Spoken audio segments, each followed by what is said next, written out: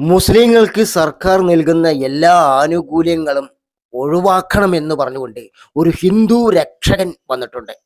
ഇവിടെ നിന്നൊന്നും അല്ല വന്നിരിക്കുന്നത്, അങ്ങ് യു.പി. വന്നിരിക്കുന്നത്. നമുക്ക് കേട്ട് നോക്കാം എന്താണ് ആ ഹിന്ദു രക്ഷകൻ പറയുന്നതെന്ന്. आपको ये जानकारी होनी चाहिए कि इस देश में कितने प्रतिशत मुसलमान हैं और कितना वो टैक्स दे रहे हैं।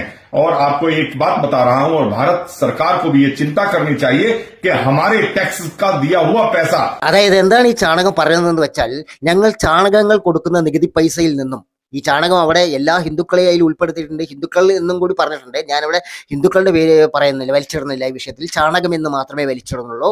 അപ്പൊ ഈ ചാണകം പറയുന്നത്, ഈ ചാണകങ്ങൾ കൊടുക്കുന്ന നികുതി പൈസയിൽ നിന്നും മുസ്ലിങ്ങൾക്ക് യാതൊരുവിധ സഹായവും ചെയ്തു കൊടുക്കരുതേ എന്നാണ് ഈ പിങ്കി ചൗധരി പറയുന്നത്.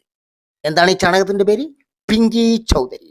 പിങ്കി ചൗധരി, മുസ്ലിങ്ങളും ഈ രാജ്യത്ത് നികുതി പണം കൊടുത്തുകൊണ്ട് തന്നെയാടാ ജീവിക്കുന്നത്. അതൊക്കെ നിന്റെ അച്ഛന്റെ 16-ാം അടിയന്തരത്തിന് എടുക്കാനാണാടാ. പിങ്കി ചൗധരി ചാണകം തീനി, എന്നെ കൊണ്ട് ഇങ്ങനെയൊന്നും പറയിക്കല്ലടാ, നോമ്പാടാ. ചാണകം തീനി നോമ്പാണ്. हमारा पैसा जाकर के और लाभ सारा का सारा इन जिहादियों को देना, ये कतई बर्दाश्त नहीं किया जाएगा। और पूरी ताकत എടാ ചാണകം തീനി പിങ്കി ചൗധരി, നീ എന്തിനാണ് നിന്റെ ഈ ചാണകക്കുഴിയിലേക്ക് പാവം പിടിച്ച ഹിന്ദുക്കളെ വലിച്ചുകൊണ്ടിരുന്നത്? എടാ ഇവിടെ കിടക്കുന്ന എത്രയോ ഹിന്ദുക്കൾ ഗൾഫ് രാജ്യത്ത് പോയിട്ട് അധ്വാനിച്ചുകൊണ്ട് അവരുടെ കുടുംബം പുലർത്തിക്കൊണ്ടിരിക്കുന്നു.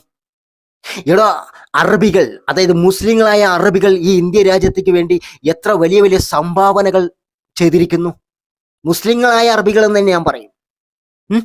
അതുപോലെ ഒരു മുസ്ലിം രാജ്യമില്ലെങ്കിൽ, നിന്റെ ഭാഷയിൽ പറയുകയാണെങ്കിൽ, ഇവിടുത്തെ ഹിന്ദുക്കളായാലും ശരി, ഇവിടുത്തെ സംഘികളായാലും ശരി, എന്തായിരിക്കും നിങ്ങളുടെയൊക്കെ അവസ്ഥ? എന്തായിരിക്കും നിങ്ങളുടെയൊക്കെ അവസ്ഥ? ചാണകം തിന്നും ഗോമൂത്രം കുടിച്ചും അസുഖം വന്നും ആസ്പത്രിയിൽ ചെന്ന് പണമില്ലാതെ തെണ്ടിക്കുത്തുവാളെടുത്ത് മൂഞ്ചി തിരിഞ്ഞേനെ പിച്ചുവിട്ട് പോയിട്ടുണ്ടല്ലേ, കുഴപ്പമില്ല. എടാ നന്ദി വേണടാ പിങ്കി ചൗധരി, നന്ദി വേണം. അതെങ്ങനെ ഒരു വെള്ള പേപ്പറിൽ നന്ദി എന്ന് എഴുതി കൊടുത്തിട്ട് ഇത് വായിക്കാൻ പറഞ്ഞാൽ അതുപോലും അറിയാത്തവന്മാരോട് പിന്നെ നന്ദി നമ്മൾ പ്രതീക്ഷിക്കുന്നത് ഏറ്റവും വലിയ തെറ്റല്ലേ? ചൗധരി, പിങ്കി ചാണക ചൗധരി.